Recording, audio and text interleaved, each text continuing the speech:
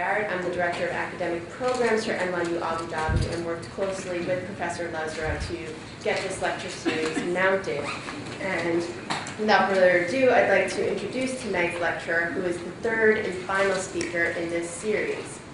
Miles Jackson is Professor of the History of Science at Gallatin, so he's one of ours. His research interests include molecular biology and intellectual property in Europe and the US, and history of 18th and 19th century German physics. The latter, I believe, will be more of the focus of tonight's lecture. He is an exceedingly prolific scholar and one who apparently needs very little sleep to be this productive. He has published more than 40 articles, book chapters, encyclopedia entries on the history of science and technology from the scientific revolution to the present. He is currently at work on a manuscript tentatively entitled The Biography of a Gene, Patents, HIV/AIDS, and Race, and is co-editing a forthcoming volume, Music, Sound, in the Laboratory from 1750 to 1980, for the History of Science Society's Yearbook Osiris, with the University of Chicago Press. Professor Jackson has received the Francis Bacon Prize for contributions to the history of science and technology from Caltech and has won teaching awards from Harvard and the University of Pennsylvania. And that noise actually is a wonderful moment to remind everyone to turn off their cell phones if they are still on. So thank you for doing that. Tonight's lecture is titled The Patenting of the Breast Cancer Genes. Welcome to the Age of Biocapitalism, which will discuss how we got to a point in history where genes were deemed patentable by the United States Patent and Trademark Office, the European Patent Office, and the Japanese Patent Office. And I will leave it to Professor Jackson to go into far more details all about this. So, thank you. Thank you.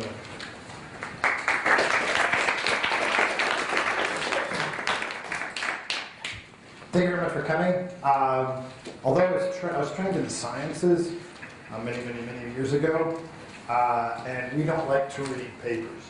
I then became a historian and was shocked that historians love to read papers. So I'm not going to read papers. So get fired up. I'll entertain, hopefully, say a little bit of truth, say a lot, make fun of Jacques for missing this talk. It was interesting, when Jacques started talking to me about this, he said he wanted me to definitely talk about gene patenting. And I said, fine, I know something about it. And then he said, we'll talk about animals and humans. I said, well, I can, but the breast cancer genes, although dogs have BRCA1 and BRCA2, I said it's not going to be that interesting of a case. The lawsuit's mostly about humans, not about animals. But I've put in about as much as I can, and certainly asked me about gene patenting for animals, and also the patenting of animals, which we've already done in the United States. That's fine. I think it's fair game. I'll try to answer that. So the outline of the show today, I'm interested in the political context of gene patenting. I was a molecular biologist and a physicist in a previous life before I was visited by 3 ghosts. And so I always was fascinated when, in 1982, the U.S. Patent and Trademark Office decided that genes were patentable entities. When we think of patents, we think of mechanical contraptions, because I did a lot of 19th century history. You think of the flash of genius of an Edison. How is it that, what climate are we in such that gene patenting began to occur in 1982 and, of course, is still going on? Some argue, and I think it's an interesting topic for discussion, that we actually see the light at the end of the tunnel. It might not be one of an oncoming train, depending upon what side you are in the debate. There is a history of not patenting products of nature in the United States. However, genes from humans, plants, animals, viruses, and bacteria are patentable. Transgenic animals have already been patented, rather famously the Harvard Uncle Mouse, which was genetically engineered to be more susceptible to cancer. It was patented in 1988. There's also a debate as to whether or not about the patent in Europe. You cannot patent the human genome due to the 13th Amendment, which says slavery. Jacques, they didn't know that, minus 30 points. But you can patent full genomes of organisms. Yeah. So that's an important distinction. The BRCA1 and 2 genes of breast cancer, that's BRCA, are emblematic of an attempt by the ACLU to torpedo gene patents, arguing that they're products of nature and therefore not patentable. Also, as I'll talk about briefly, the ACLU wanted to argue for a First Amendment argument, that gene patents go against the First Amendment. We can talk about that. as well. And then, because I'm still a card-carrying historian, I'm interested in what the role of a historian is in legal controversies, right? Normally, in my field, historians come in once the dust has settled, and we tell what happened and tell how it was settled. And that's fine, and that generated a lot of great studies in the 1980s and 1990s, but I think the historian should be at the table at the moment of the controversy rather than wait to tell when it's all in the end, because I think historians have a unique position to argue that there are alternatives. Right? The fact that genes were not always patentable, for example. The fact that countries thrive without patenting patents on chemicals that we'll talk about. So I'm interested in the role that a historian plays when a controversy is ongoing so that he or she can be at the table and say, I think we can say something to the debate rather than just write the way it ended. And if you take home that message, then Jacques will give you a good extra. The trivia question for is, where is Jacques when Miles is laboring? The answer is Utrecht.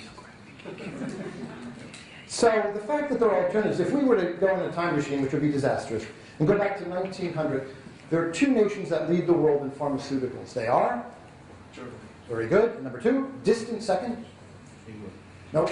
USA. No. We got crushed back then. France. Switzerland. France not, for interesting reasons. The interesting thing is, the argument for gene patents is that many companies argue, we need the intellectual property protection, otherwise we're not going to be able to get investment. And it's a fair point, we can certainly talk about that. But to argue that it's banally true and historically true that we need to protect entities with patents is certainly not true. Germany had a 94% market share of pharmaceuticals in 1900. That's pretty kick butt. They did not have product patents in Germany until 1907. What the Germans did is they had patents for process patents. And so you could not patent a chemical in Germany until the Third Reich is when the law changed. The idea was that you could patent processes and block a product by sealing off all possible pathways. It was very innovative. Germans had some really good synthetic organic chemists that could do this, a tradition from Hoffmann to Duisberg, to all of the people who worked on blood biochemistry in the early 20th century. The Americans so that's the leading nation by far in pharmaceuticals did not have product patents. The second is Switzerland. They had neither product patents nor did they have process patents at the time. France had very strict patent laws, and many historians have argued that that's one of the reasons why it took a while for France to regain momentum in the 20th century, because people simply left because the intellectual property laws were too strict. So it's an interesting historical contrast to what's being argued today. Historians also tell us that sharing of information is critical. And there's a great work by Rob Kohler at the University of Pennsylvania, who worked on a group of people called the Drosophilists in the 1920s, Morgan, the geneticists. And they openly shared knowledge. They were very much against individual credit. To them, the laboratory was only good as the weakest link. They shared mutations with other people in the network. They openly shared information. And indeed, to privatize or commercialize that knowledge was seen as anathema to the scientific enterprise. Clearly, that's not necessarily the case today. Another classic example from 1955, Edgar R. Murrow, famous reporter for World War II, interviews Jonas Salk right after the vaccine for polio is developed. He said, and the question is, who owns the patent on the vaccine for polio? Salk's response to Murrow is, well, the people. There is no patent. Could you patent the sun? Right. And so it's a very interesting notion that to Salk it makes very little sense to talk about patenting products of nature. Footnote, we certainly patented hormones and antibiotics by 1955. So it's an interesting kind of Salk saying, well, I don't do that kind of thing. So there are alternatives. It's certainly not inevitable. And as a job as a historian is to ask, how is it that we've gotten to this position? And what are the ethical, legal, moral implications of such a position? The 1970s were a great great decade, particularly for music. Certainly better than it is now. FYI. Okay. David Bowie was great. Stones were great. And interesting things are going on. And for biology, fear and secrecy are largely new. Until the middle of the 1970s, the scientists in molecular biology seemed little different than monks toiling in scholarly poverty and obscurity. Openness was one of the chief virtues practiced. They discussed results openly. They sent one another not only ideas, but also samples of their work in tissue cultures and extracted genes. Graduate students who wanted to work in the field were expected to live on salaries at the poverty line. In the humanities, that's clearly still true. There was a special honor in the poverty of the dedicated researcher, and the suggestion that money could not tempt a talented biologist from the rigors of work. Industrial laboratories were full of secrets and unimagination, which I don't think is good. That's a bit of a caricature, but I think generally that quote from Philip Hiltz points out an important distinction, that in the 1970s in molecular biology, unlike other fields in science, you don't have the temptation, the temptation is not quite ready to start about going into biotech companies. Where people were going in living the life of la dolce vita, places like electrical engineering, right? Also, high-energy physicists that wanted large governmental contracts. That was one thinks of the great mea culpa of Robert Oppenheimer. We have known sin, right? And so this is going to happen to molecular biology 30 years later. And you have the rise of biotech companies. Genentech, founded in 1976, with great stories of intellectual property by Robert Swanson and Herbert Boyer. It really was a great combination of venture corporate capitalism and biochemistry. It's a very important company. It turns out that in 1979, Congress was upset, for many reasons, one of which is relevant here, that they owned 28,000 patents, the U.S. government, of which 4% were actually earning money. Congress, actually, officials from Pfizer and IBM were amazingly able to convince members of Congress to link trade-related entities with intellectual property. That countries that were not respecting their intellectual property should be punished by trade embargoes. And so Congress was on side. Congress was saying it's really wrong that we're exporting technologies, intellectual property to foreign countries. They also linked in security, by the way, in the late 70s, early 80s, in interesting ways, and saying this is look, a lot of this money is coming from taxpayer dollars. The Americans paid for this. They should be getting some kind of benefit back. So what happens is the Stevenson-Weidler Technology Innovation Act is passed in 1980, which basically said if you're working for a federal entity, say the National Institutes of Health, famously, Science Foundation, federal research centers, that you're encouraged to work to have licensing agreements with private companies, such as biotech firms. Perhaps more importantly, Bayh-Dole Act of 1980 said that if you receive dollars from federal institutions, NIH, that you're required to patent the knowledge that you're dealing with. You have to patent that, right? You're required to make that, to go ahead and apply for a patent. And that's one of the reasons early on that, rather famously, J. Craig Venter of the Human Genome Project, actually it was Reed Adler, the director of technology transfer of the NIH, who told Venter he should do this, why they went ahead and started to try to patent express sequence tags, ESTs. It failed in the beginning, then that was reversed. The Human Genome Project, of course, is the intellectual background to this. We sequence all 3 times 10 to the 9th base pairs for 3 times 10 to the 9th dollars. So one trivia question is how much did the base pair cost back in the 1900s? There was a sale for $1. Nucleotide. It was one of the great, I think, moments in the history of molecular biology. It was certainly one of the first times in which molecular biologists could speak of budgets that was like high-energy physics. We're talking about billions of dollars now. What's at stake is a lot, and I think I'm going to take you up. The story actually takes an important step. I won't get the English right, so that's why historians read, because they have all the words thought ahead of time. This past Friday, so this story is about as up to date as it gets. It's very important because these are questions about medical care, about pharmaceutical research. It's about questions of secrecy in the laboratory. Sociologists, patents historically are quid pro quo, right? The idea is I will share my knowledge with you. I will tell you what I invented. I will give you the best description. I'll put it to best use. The government will cover my butt in case pirates go after it, in case someone tries to steal it. The opposite is trade secrets. If I'm convinced my government can't protect me, I'm not going to give the knowledge away. So the idea is that patents, when Jefferson wrote the law so many years ago, the Patent Act, is that share knowledge and protect it. There's actually work by sociologists of medicine at Stanford that show that if you're working in a laboratory in which you're interested in patenting the genes, you actually increase secrecy. until after the patent is granted. So it's interesting that gene patents are somewhat different in very important ways from other types of patents, or so I wish to argue. So it's the age of biocapitalism for Jacques. I hope you like this nice job. Chateau Latour, Jean de Vin, 1970. And then Dutch gin. Yeah, we can make it. Biocapitalism is a sexy word that science and technology studies scholars use. I'm an old lefty, like an old lefty, like 1920s, 1930s. So it brings together, it's kind of Michel Foucault meets Karl Marx for a drink, right?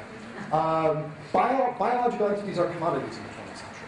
That's nothing actually new, right? I mean, we've been patenting, again, from a landmark case that I'll talk about on vitamin B12, adrenaline and later vitamin B12, we have patented entities such as steroids, vitamins, antibiotics. Penicillin famously was never patented. The process of creating it was, but other antibiotics subsequently have been patented. So they're commodities and they're given value in the marketplace. And I throw this in for Jacques, who said talk about the animals. Also, pets. There's the cloning of pets, which was very popular in California. And I'm not making this up. It was called genetic savings and clone in the mid-2000s. They're no longer in business. For $50,000, you could patent your cat. There have apparently been patented dogs. I'm not making this up. It's actually true. Those donating biological samples are alienated from the production of capital. That's Karl Marx speaking, of course, right? They don't necessarily make the decisions that biotech companies can decide about what happens with their genes.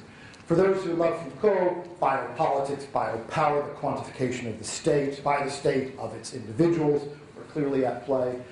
The interesting thing is that in the 1980s, we had, as a result of the Human Genome Project, and because God invented Caltech, we had a bunch of human beings who were really brilliant at sequencing.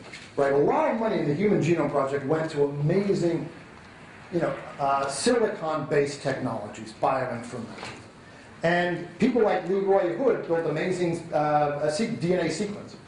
So you had the rise of this new company called sequencing companies that simply kind of shifted through the data of genes, some of which, such as Human Genome Sciences, that were really not all that interested in the pharmaceutical aspects. They simply wanted to patent the genes so that pharmaceutical companies such as Pfizer would pay royalties to have access to the information. Got it?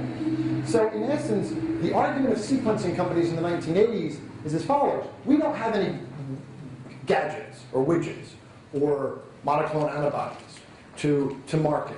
We have the potential of genetic information. We have genes, right?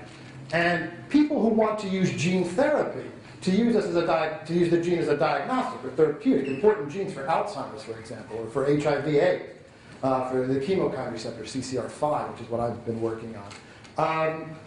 That is basically the promise of potential value, right? So gene patents are about the potential of a value rather than actual value in a marketplace. And so sequencing companies said, look, if you expect the biotech sector to flourish, you got to allow us to invest to patent genes. That's a way for us to convince venture corporate capitalist investors that we're legit, because we have this thing called a patent on a gene. And so that's rather important. And the lower courts in the U.S. Patent and Trademark Office, I would fight, we can fight this if the cows come home, I think are ceding a bit too much ground to private companies, but also nonprofits patent as well. I don't want to the University of California Board of Regents have more patents than any nonprofit organization in the United States. So the idea is that they want, classically, you'll be liberal with patents if you want to spark a particular economic sector. And this is the biotech sector. And this is not a Democrat-Republican thing. Everyone was on side that biotech was critical for the economy of the United States. Actually, I'm forgetting it. The magic button is better than Christmas. So as I said, the first genes to be patented in 1982. At first, cDNA was usually required. Introns were excised out. They make a cDNA copy. For those who are molecular biologists, you know, introns interrupt the sequence. They get spliced up, mRNA then becomes the protein. So there was a bit more in the old days when I was young. It was pre-PCR, so you put it in a cloning vector. And the argument was, as a result of that, it's now artificial. Right? It's no longer the same exact sequence as it exists in nature. The introns are excised. As time has gone on, and some of us have argued, less and less human intervention has been required. You no longer need the cloning vectors. The CCR5 gene, which was patented in 2000, actually included the intron, so they'd even excise the introns. It's a fascinating point to me, who's a historian interested in philosophy, which is what determines artificiality versus the natural. And that's basically what courts have to do and what they'll do starting on Friday. Last Friday, starting in the spring, I should say. What does a human have to do, or a machine have to do, in order to say that this is no longer a natural entity, that it's a product of human hand? To me, that's a fascinating historical question, because I also love automata in the history of physics age. In this case, what counts is going to be what the court decides is human intervention, right? And what counts as artificial, what counts as the natural. Just to show you how burdened the USPTO is, by October 1996, the USPTO announced a backlog of patent applications covering over 500,000 gene sequences. Not just human genes A, and also bits of genes and various permutations thereof. It turns out we only had about 23,000 genes in the human genome. When I was young, we were taught that we had 100,000. So we lost 77,000 somewhere along the line. No, it turns out that our genes are much more impressive and flexible and interactive than we thought. We don't have that many more genes than a worm, which always fires me up. By 2005, about a fifth of our genes have been patented. And of that, 63% of those patented genes are owned by private companies. And that becomes a very important statistic when people begin to say, is this a good thing? Right? And it leads some rather fascinating questions. Now, the USPTO, European Patent Office and the Japanese Patent Office authored a joint communique of 1988. Purified natural products are not regarded under any of the three laws, U.S. Code 101, that's not for the University of Southern California Trojans, where they play football, I would not advertise them, as products of nature or discoveries because they do not in fact exist in nature in an isolated form.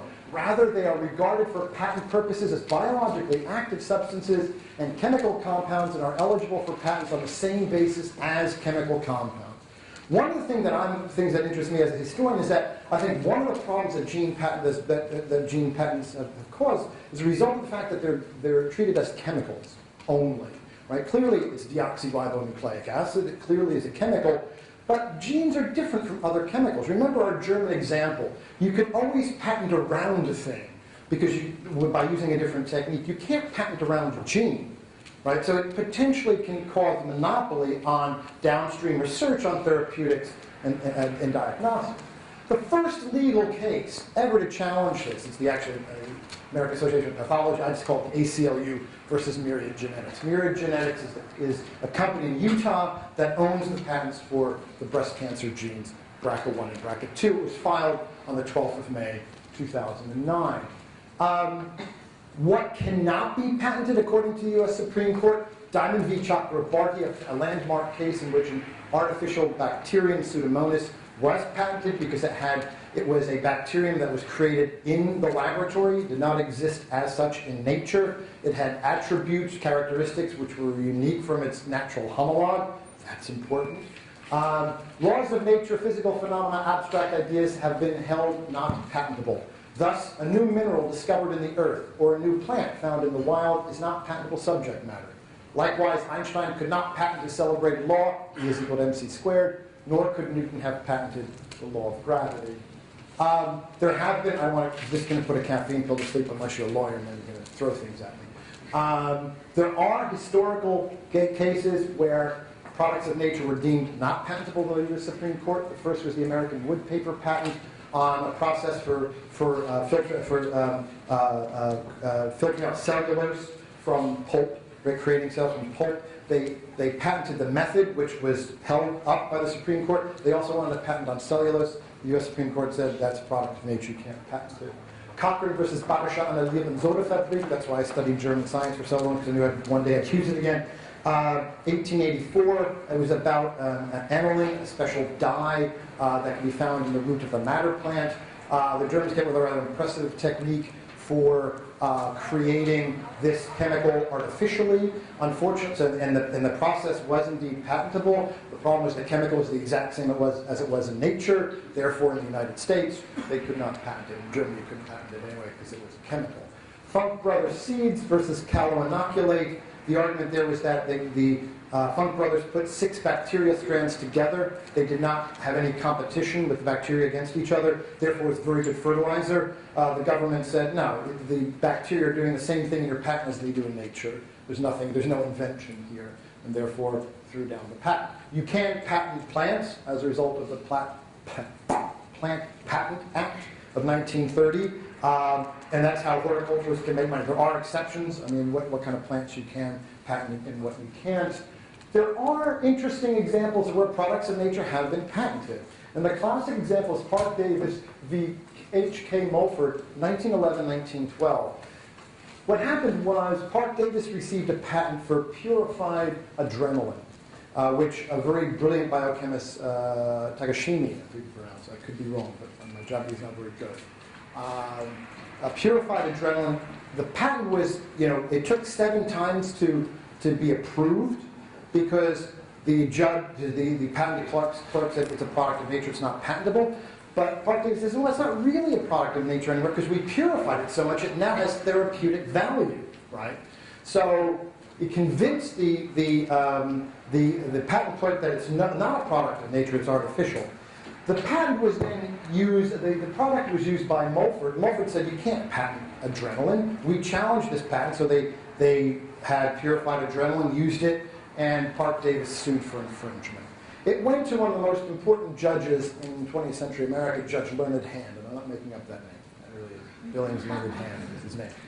And it was really fascinating because he upheld the patent and said, well, adrenaline is now, purified adrenaline is a new thing, right? It has therapeutic value, because they did the labor, so it has attributes, the artificial, i.e. purified adrenaline has attributes that the regular natural adrenaline does not have. It's also, I think, important to emphasize that he also felt he wanted to help the American pharmaceutical companies gain strength against the Germans. Because the German pharmaceutical companies could not patent product patents, right? They had brilliant synthetic chemists to figure out new ways. So their specialty was to create new chemicals through different techniques. The Americans had different other abilities, as well as the British and Canadians. It's a very Anglo-American versus German story. And the argument was the Americans could isolate and purify. Therefore, Leonard Hand wanted to help the pharmaceutical companies in 1912, who, by the way, were very upset at the German competition, and particularly in the United States.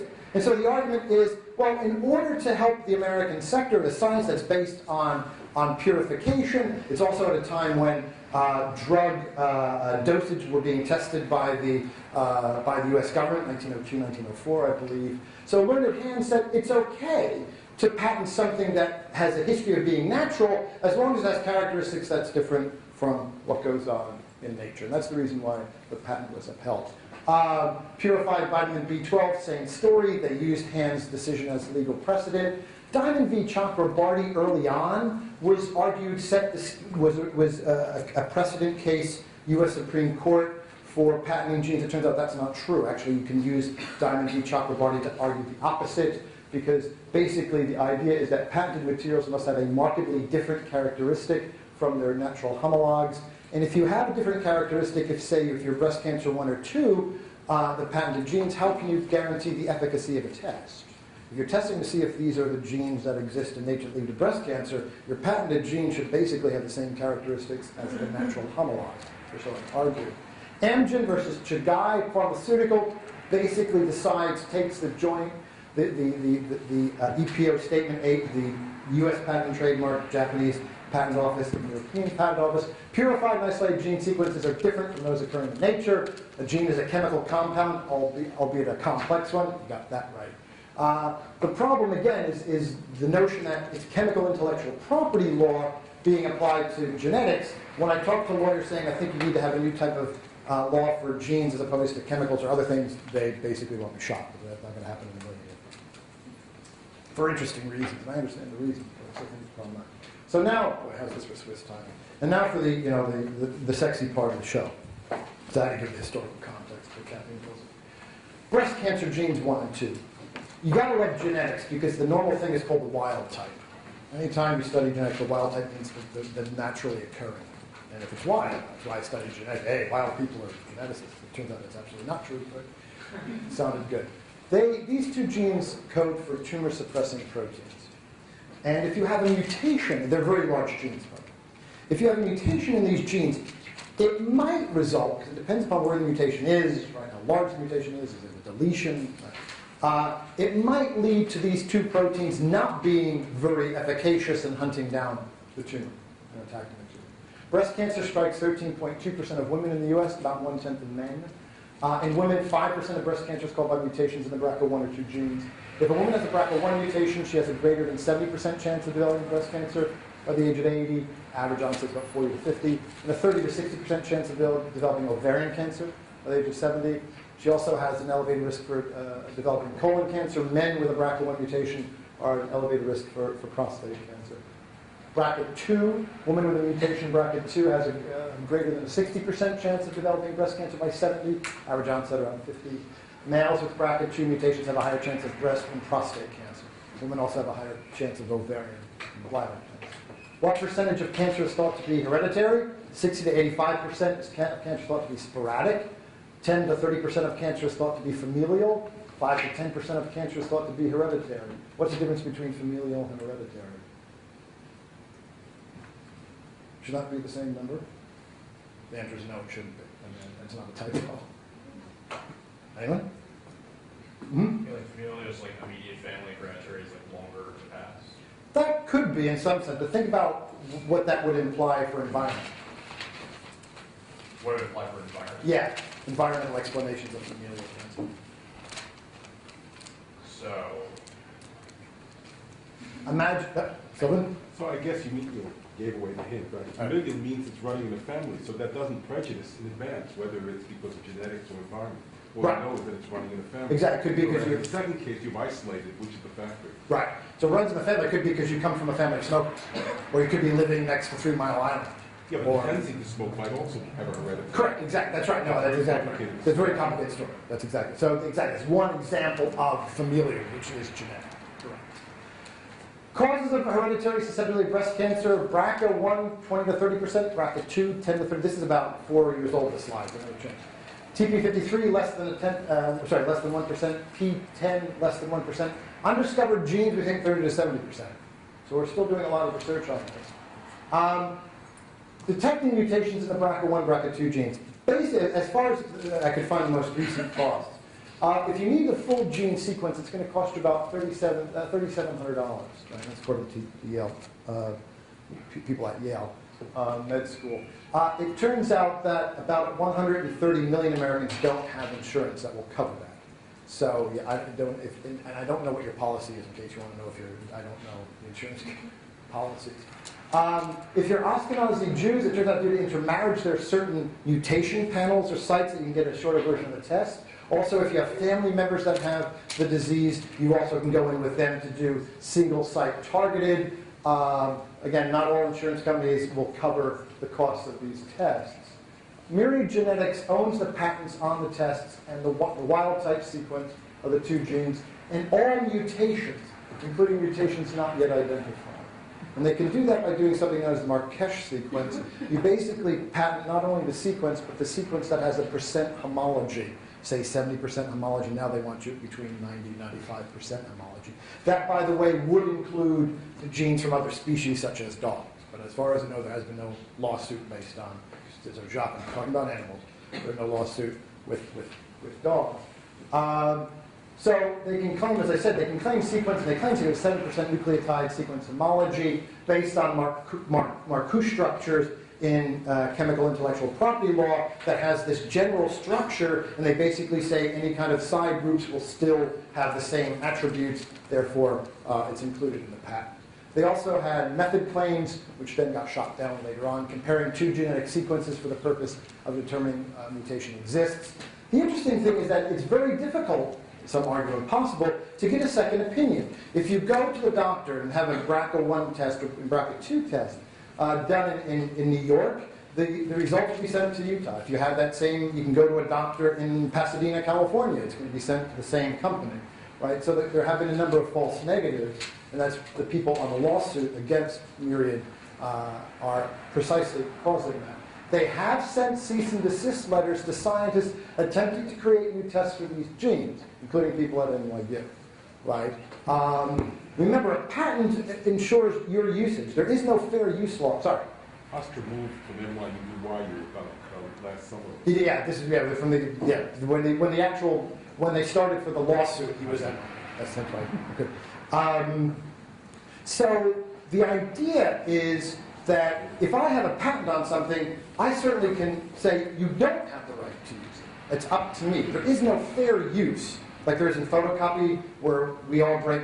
I shouldn't say this because I'm an expert witness for the ACLU. Where we all break photocopy rules because fair use. We put a copy in the library and kind of look the other way. Congress allows that. That's maybe not as much as we use it, but there is a stipulation for education fair use. There is no such thing in patent law. It's up to the actual patent owner.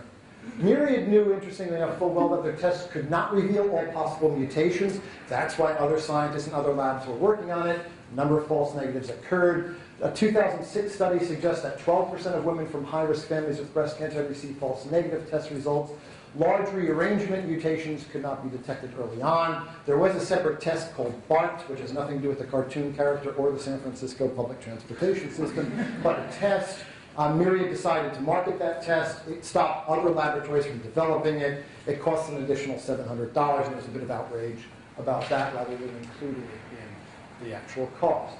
So the ACLU, together with several entities, the American Association of Pathology, the AMA joined our side, the American Society for Human Genetics joined our team, decided to take Myriad Genetics to court. And they basically challenged gene patents on two fronts, of which I worked on one. The first front I didn't work on is on constitutionality, on the First Amendment. I'm not a constitutional lawyer. I can't spell that on a true and false test, so I'll let the constitutional lawyers. The argument is it's about First Amendment rights. And gene patenting is a civil liberties issue, because gene patents undermine the free exchange of information and scientific freedom, bodily integrity, and women's health. And granting exclusive rights to gene patent holders, the U.S. government, in essence, give those patent holders complete control of the genes and the information contained within them. This interferes with a person's right to know about his or her own genetic makeup and scientists' rights to study the human genome and develop genetic tests. The other avenue that was taken is what I did, and that is to argue as a historian, there is a doctrine, historically, of the Supreme Court, that you cannot patent products of nature that I already talked about. I argue that genes are products of nature and are therefore not patentable. So I wrote a deposition for the ACLU. Again, I could not, and we can talk about First Amendment rights, you'll know this better than I. I'm not a First Amendment lawyer. I personally thought, and many of my friends in molecular biology thought, the way in which you want, if you want to nuke gene patents, you argue that they're products of nature, or you argue that it's obvious what they do, right, by the sequence. In March 2010, in the biggest upset since the New York Giants defeated the New England Patriots in the first Super Bowl, Judge Sweet of the 2nd District Court of New York rules that genes are, in essence, products of nature and therefore may not be patented, i.e., and he cites my deposition. It's very scary because I have a target on my back the size of a large country. It'll be interesting. You could say you knew me when it was highly controversial. It made the New York Times, so it must be true. It also made 60 Minutes, Easter of 2010. Footnote, I was not on the show. The ramifications of Judge Sweet's decision are humongous. And he's not basically saying, we're going to try to torpedo breast cancer 1 and 2. He's saying, no, genes are products of nature. They're not patented, full stop. That's a huge, huge decision. Like I said, I'm still shocked that New England lost the first Super Bowl. I mean, effectively, hasn't Myriad patented the process also? Because it's the testing, and it doesn't need to patent the gene itself, right? Correct. I mean, you could patent like the test, the processing, the whatever pharmaceutical, the gene therapy, whatever you want, right? Yeah, I mean, the reason why they're going to patent the genes, that if anyone comes up with a test with a therapeutic thing that deals with the gene product, that's covered. That's covered. But you're right, when it comes to the testing, the test should be enough. But for the genes, it's for anyone who wants to do some kind of therapy that could be gene therapy. If the patent's still in process, they have to pay royalties to Myriad. So Myriad Genetics, not surprisingly, files an appeal. And it goes to the Federal Circuit Court of Appeals. It went on the 22nd of October 2010. And it was heard fairly, I mean, this is pretty quick turnover, right? 4th of April 2011. At the time, we had acting Solicitor General Neil Katyal. He argued that the court should uphold what the Supreme Court has historically supported, the notion that there's a, quote, cardinal distinction between products of nature on the one hand and human-made inventions on the other. The process of isolating DNA would not be enough, in his view, of a transformation to make it patentable. Katyal argued otherwise the element lithium would be patentable. There are two elements that are patentable in the chemical periodic table. Those are artificially created, human-created elements. For the first time in history, never before, in the course of human conflict, a representative of the executive branch presented an argument to the Federal Circuit Court of Appeals.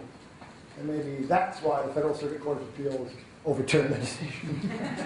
July 30th, the U.S. Federal Circuit Court of Appeals sided with Myriad Genetics. There are 3 judges in the Federal Circuit Court that take the case. Each side's allowed to nuke one judge and say, we don't want that person on there. Judge Alan Lorry says, look, that these are different. The isolated gene is different. You break covalent bonds, not ionic bonds.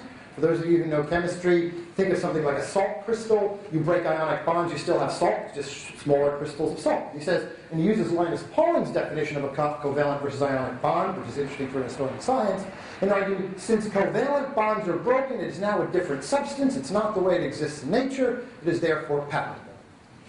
Kimberly Moore agreed with Alan Lorry, but for a different reason. She said, quote, if I were deciding this case on a blank canvas, I might conclude that an isolated DNA sequence that includes most or all of a gene is not patentable subject matter. Despite the literal chemical difference, the isolated full-length gene does not clearly have a new utility and appears simply to serve the same ends devised by nature, namely to act as a gene ending encoding a protein sequence. This case, however, comes to us with a substantial historical background. She continues. Changing course years after the fact will only serve to punish those companies who made the reasonable decision to invest large amounts of money and time and money into the identification, isolation, and characterization of genes. Unsettling the expectations of the biotechnology industry now, based on nothing more than unsupported supposition, strikes me as far more likely to impede the progress of science in useful arts than advance it. Given the complicated technology and conflicting incentives at issue here, any change must come from Congress. That's an interesting argument, and one that you always pray someone's going to make in public so that you don't have to surmise it and you can just see the following quote. I mean, basically she's saying, if we do away with gene patents, we're going to do disastrous things to the biotech sector. Now, the interesting argument that many have made, even people who support gene patents, is that Federal Circuit Court judges are supposed to tell the USPTO what to do, not the other way around. Right? They're ceding a lot of ground to the examiners. Right? And they're basically saying, and they're right, if you want to have a change in the law, Congress has to do it.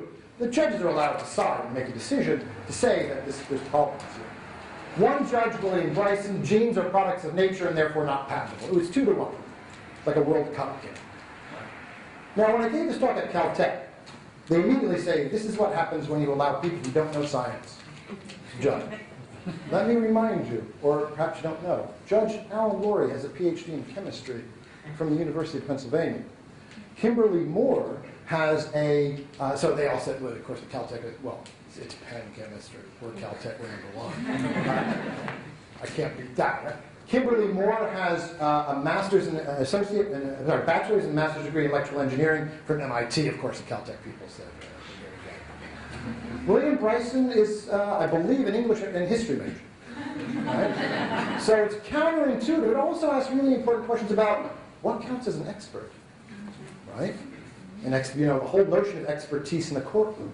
If you sit there and say, let the scientists decide, it's more like Lorry winning. Indeed, in the end, they did win.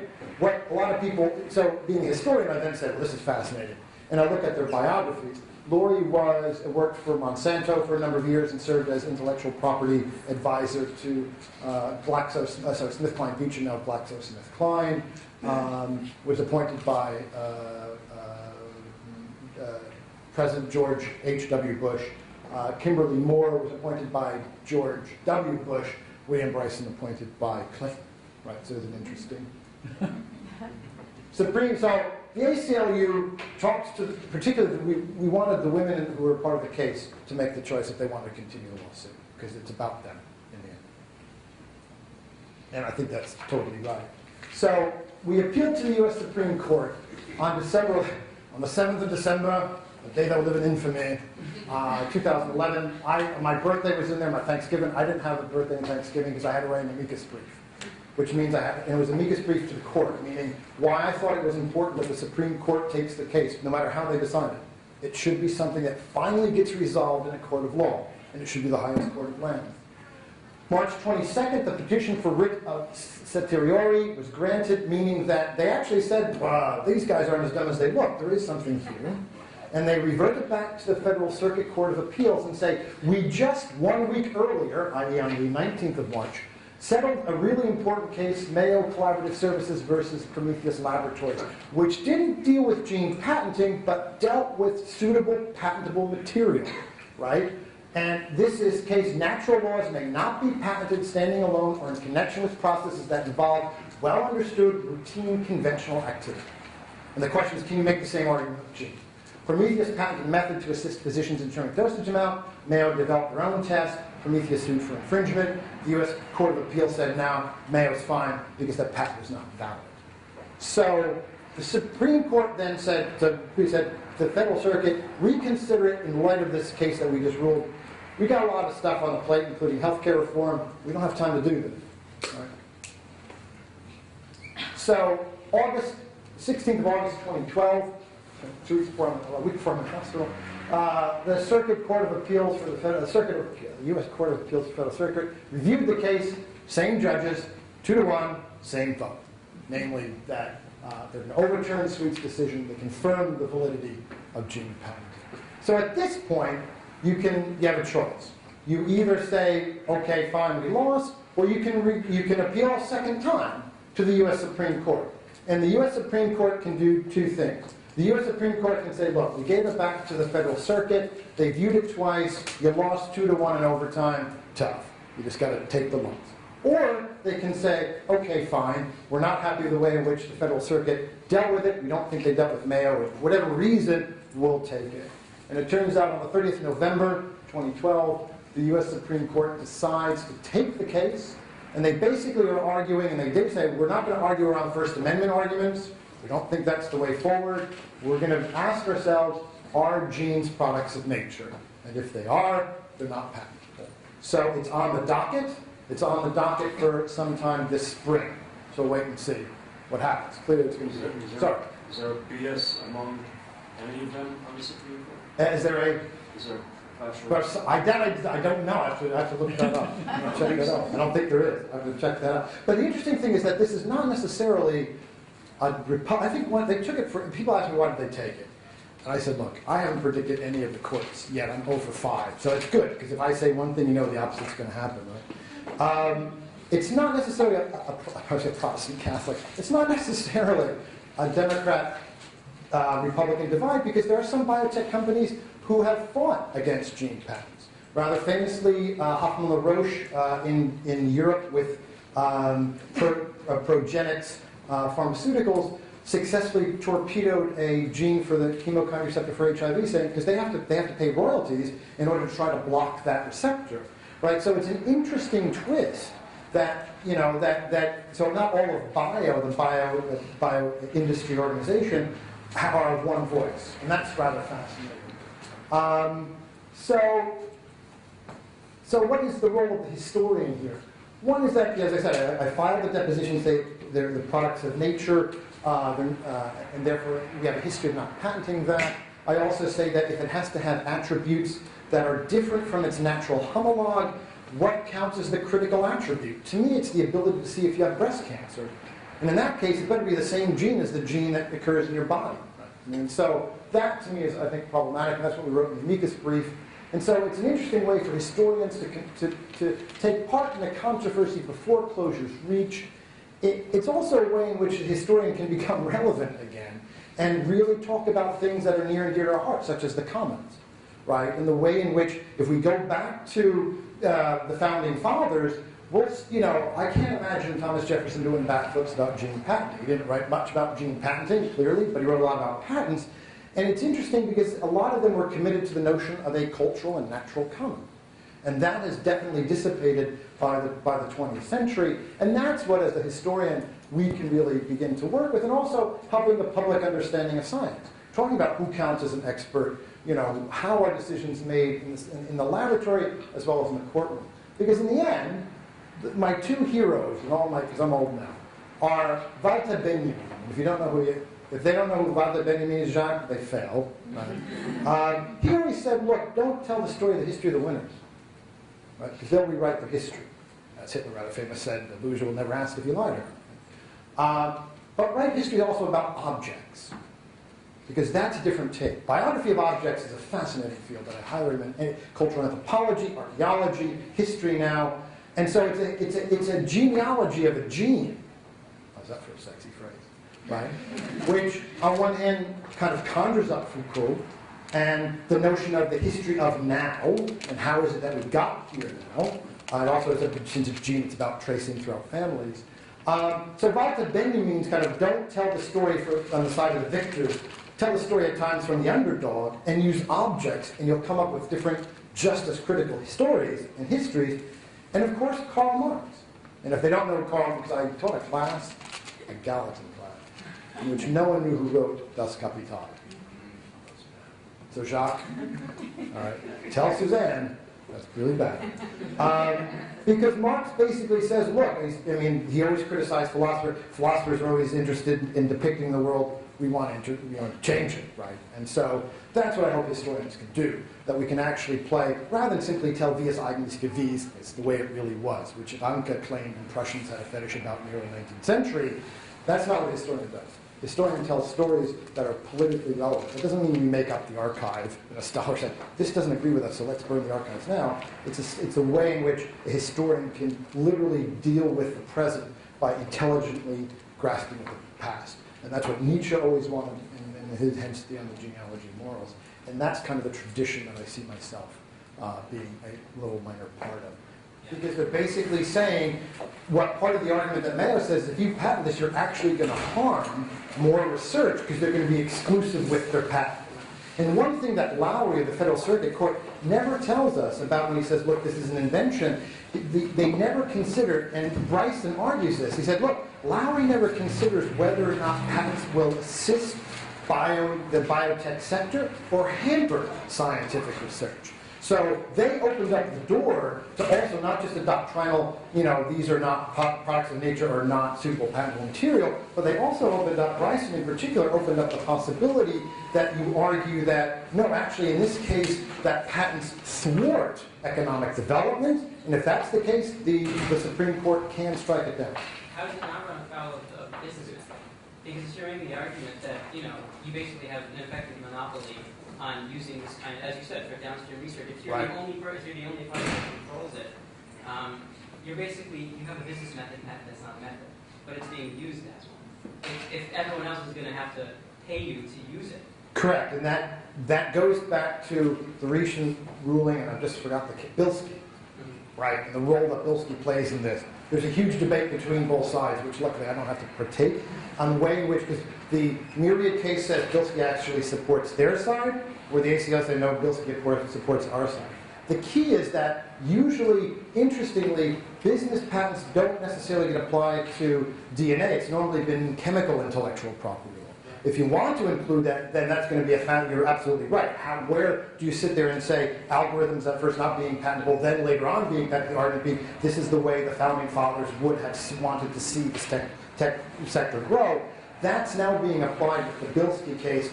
That the Supreme Court, as far as we know, has not documented. The Bilski was rendered 210 right during the first appeal. So I think the jury literally is still out in the way in which that will affect gene patent. Because DNA is, after all, information as well. It's not just a chemical. Right?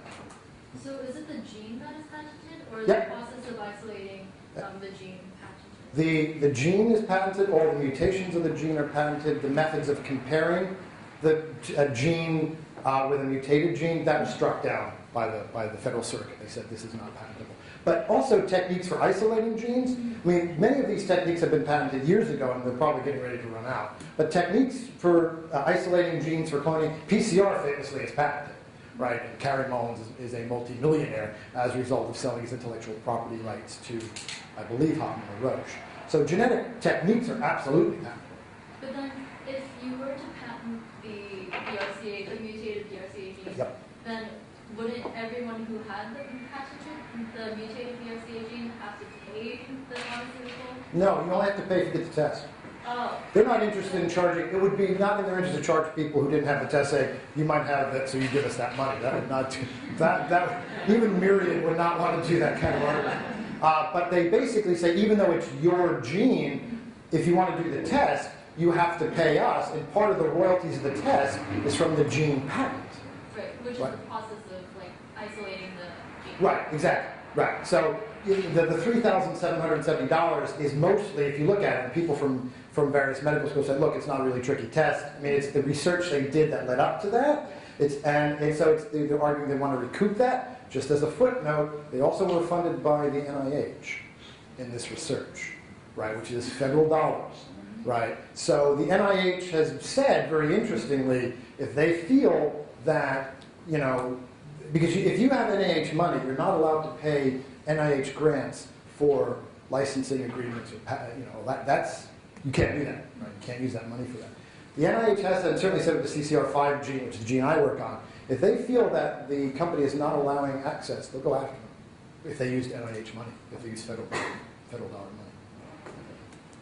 So as a follow-up question to, you mentioned that the Myriad company came after researchers. Mm-hmm. Right. So how can they prevent anyone from working on this gene? I understand that they can prevent you from putting this in the for-profit testing procedure. But if my lab comes out and say, and they're like, well, we want to work on that, and we're going to give the test for free, they cannot do anything. They could, even if you work for a nonprofit, these patents will hold. I mean, you're not supposed to work on it, even if you're not making money. But I can make my own gene. Like, You can take your own gene, but if all of a sudden you make something that can be commercializable with it, you're infringement of the patent. Right? I'm not making that up. I swear it's true. So I understand your point, but I mean that, and also the argument was a lot of scientists early on said, "I work for a nonprofit, therefore I'm immune to this." No. There was a test case at Duke in which this has nothing to do with genes, but it's applicable here, in which an engineer came up with a technique, a certain engineering technique that Duke got the royalties of. And he also got money from Duke. He left Duke, and Duke kept on getting royalties, and he sued Duke saying, look, you know, I still get money for this, even though I'm not with you anymore. And Duke sat there and said, no, we don't have to give you money. You know, we're basically a nonprofit. You know, you're gone now. That's it. And the court ruled no. I mean, you might be a nonprofit as a university, but clearly you do. You know, the researchers will use this for tenure review, make more money. Right? The university clearly is in a money-making mode. Rumor has it in general in the United States. So that the nonprofit label does not help you. And so if you infringe a patent, you infringe a patent. even if this is for the benefit of Yeah. public health? Even for the public good, doesn't matter. Yeah. Can you talk a little bit about the impact this has had, or in your view will have, on venture investment in development of further gene? That's a great related question. And I've asked, so far, companies still talk to me. I don't know why, but they do. And I had the pleasure of, I was at Caltech, and so I was working with Baltimore. And through David, I was able to get, because he's on the board of Amgen. So I talked to the intellectual property lawyers at Amgen. I said, what do you think? Right, be honest. I said, look, I'm not a newspaper reporter. I'm a stupid academic. What do you think? And they were very honest with me, and I was quite taken back. And they said, I said, look, is this your view, or is this basically what biotech firms are thinking? I said, we think this is what biotech firms are thinking across the board. They actually don't think that gene patents will last much longer. And they're actually beginning to shift their intellectual property portfolios to defend other bits of their intellectual property, so that they're not putting the whole house on, or the whole farm, on genes. right? The age of sequencing companies are really not here anymore. Human Genome Science Project, they're now doing more pharmaceutical, more anti-monoclonal antibody stuff. So my argument as a historian, because they're almost, it's not closure's been reached, but there's a trajectory now that actually a lot of what, all of the hope and the investment that people thought would make billions of dollars now, back in the 90s when they were patenting these things, really didn't quite come to fruition in most of the cases. So that I actually think that, and Amgen has said that as time goes on, they're actually shifting intellectual property. They don't think that genes are going to be, patentable, or it's not going to be nearly as financially rewarding to patent those genes. It's also become more difficult now that the Human Genome Project has rendered its information public. So questions about obviousness are now really, and also they've raised the bar for utility, for example, since the 1990s, and that there are some moves, people argued, post-2001, 2002 by the USPTO and the EPO. JPO and the EPO are still much stricter about gene patents than the USPTO. That as a result of all of this, gene patents are not the wave of the future, and that pharmaceutical companies or biotech companies are now changing IP portfolios to defend certain other things. When I asked them what that was, they said it's a company secret. I mean, it's very interesting. They will not, every time I ask about licensing agreements, I can get no information. It's up to both parties. I can't even, if I have a list of the companies that, for the gene I work in, CCR5, the chemokine receptor, that's owned by Euroscreen and Human Genome Sciences. Euroscreen's been great. They're a Belgian company. They're very open. They said these are the companies that have licensing agreements with it. So another company is using that gene is not on the list. So we said, this company does not have a licensing agreement. Euroscreen called me up and said, look, this is your call, but you can be sued for saying this. I mean, because you're not supposed to, technically you don't know what exists in terms of that kind of stuff. So I don't know how they're going to change their portfolio, but they're not going to put the farm on gene patenting. I actually think that the heydays of the 80s and 90s are over. Yep, please.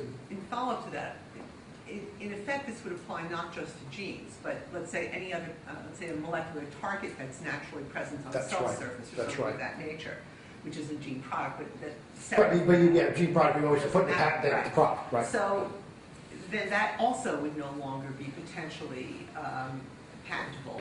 Correct. And a tremendous amount of therapeutic-oriented research is tied to identification of targets and absolutely and all of that. So is there no, unless they can argue, hey, it depends what the U.S. Supreme Court decides.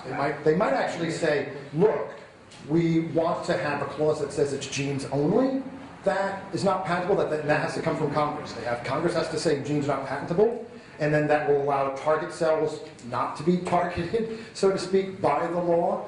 Or if they can somehow argue that it's not obvious and that it's not simply that it takes labor in some change, like with adrenaline, to the target, then that would bypass the product of nature defense. See what I mean? One more question. Sorry. Could you go back to what you said about Jefferson and explain what his position is? How Jefferson, there's a great book called Common as Air that just came out by Lewis Hyde, Hyde. He's a science writer that usually hangs out in Cambridge, Mass. And Jefferson, at first, was rather skeptical about patents. He liked the notion of sharing knowledge, and it was actually Madison who said, talking to him, going, you need to, draft things on patents and support patent law. He wrote the 1790 and 1792 Patent Act and Patent Reform Act. He's the major author for that. Basically, his goal was to enhance the economic prowess of the United States and hopefully help the agrarian economy, and if one day it would become an industrialized economy, which of course we did, there would be some kind of structure that would enhance and reward inventors, right? So basically, his idea was, I don't want trade secrets. Because if we have trade secrets, we're not going to share that knowledge. Patents, well, it forces someone to disclose in your specification what it is you discovered, how what's the best use, the fact that you actually have it, right? And other people can go to that application and see, or go to that machine and see what you did was the best way to use it. They can then get ideas about making improvements for which they can draw on patents. So Jefferson wanted to balance this, sharing as much knowledge as possible. Benjamin Franklin classically went for the argument for the commons, right? Saying share information is critical that we share information. If you open up patents, and again, the idea was that patents are very open. I mean, they protect you, but you share that information in exchange for that protection. That's what Jefferson wanted, because Jefferson argued that that's the way in which the United States can have a decent economy. He was very opposed early on to patents because he felt it was monopolistic and tyranny, like Great Britain, right? That's why early on he was rather anti-patents. He, of course, rather famously then gets patents himself. But Madison's able to convince him that, no, Thomas, you're wrong here. That, okay, fair enough, you can understand that this is about tyranny in Britain, but in the end it actually will help the U.S. economy if we have a patent-friendly. How does that weigh into the debate now? What I would argue is that we've forgotten the importance of the commons. That was so important in Jefferson when he's tortured about writing on patents, right? I mean, the idea of this monopolistic tyranny. His hesitation. Right. Exactly. I mean, that's how I would see it, saying, look, Jefferson, in the end, was convinced that patents were important, but in the background was Ben Franklin saying, commons is critical. And Jefferson believed. Jefferson was a big fan of the commons. So I think, just like I think Judge Learned Hand would have a heart attack today, because his case is used as the legitimation, as precedent for gene patenting. Look, his work on antitrust is legendary. He'd be very upset about the way in which, this has been conducted. So I think for Jefferson, it would be the hesitation about, have we ceded too much power to the patent holder at the cost of the commons? Particularly since, like I said, gene patents, unlike many other patents, according to a lot of studies in bioethics and sociology science, increase secrecy. Do you have time for one more, or is that? Sure. Okay. So as you know, there's historians of science are very interested in comparison between the model of intellectual property that's used, for example, in patent law, yes, and the attribution system that's used among scientists themselves, yes, when they give credit for work and so on. Exactly right. These are two parallel but entirely different systems of giving credit and attributing value to that credit, yes, in some sense. And one advantage, one of the reasons why the intellectual property construct has worked is because it's relatively simple. Somebody owns the stuff, and so you know who to turn to and who to pay, and so on. And so, there are economic advantages in that. But in the end, as science has, it's possible to say, I think, to argue, that as science has advanced, technology has advanced, that whole construct doesn't withstand the comparison with the one that scientists use. I mean, in the end, this construct of saying this person owns it because it's nature, it's not nature, or this person does not own it because it is natural. I mean, it's some of one and some of the other. Or this person owns it because who developed it, often means that's the person who contributed the last stage of the scientific development. But there are people who contributed along the way who deserve as much or more of the credit in many cases. The whole system, I wonder if the whole system isn't a construct that suited a certain stage of socio-economic and scientific and technological development. And that's no longer applicable. Doesn't philosophically fit where we are now at all. Now, I don't know what to replace it with. No, that's exactly, that was going to be my question. I mean, I think I'm on side so far. I think that's right. That the whole notion that if you go back to, say, the important, up to most recently, the Patent Reform Act of 1952, the fact that you can have 444 authors on a paper for a top quark is analogous. So what counts as ownership? The whole notion of what counts as ownership now, and particularly when you find out that the authors are alphabetically listed, so it's no longer the first author is the main contributor. You have questions about someone whose name starts with a C. I've always that's a great way to do it, isn't it? So I think you're right. I think notions of ownership and authorship that were constructed in 1952 after World War II, we had the huge patent overhaul until 2011. Those models of credibility in the academy and the relationship between the academy and the economy, public and private sector, no longer hold. The question is, are the patent reforms of 2011 more amenable to this relationship that we have now? My hunch is that that wasn't even addressed in the Patent Reform Act of 2011. So I don't know what it will be replaced with, but I agree with you. A lot of the notion of circles of credit that we have in patent law comes from a rather antiquated notion of ownership, authorship, and the relationship between the academy and the economy. And the relationship between algorithm and implementation. Implementation, exactly. Yeah. No, absolutely agree. Thank you very much, Tim.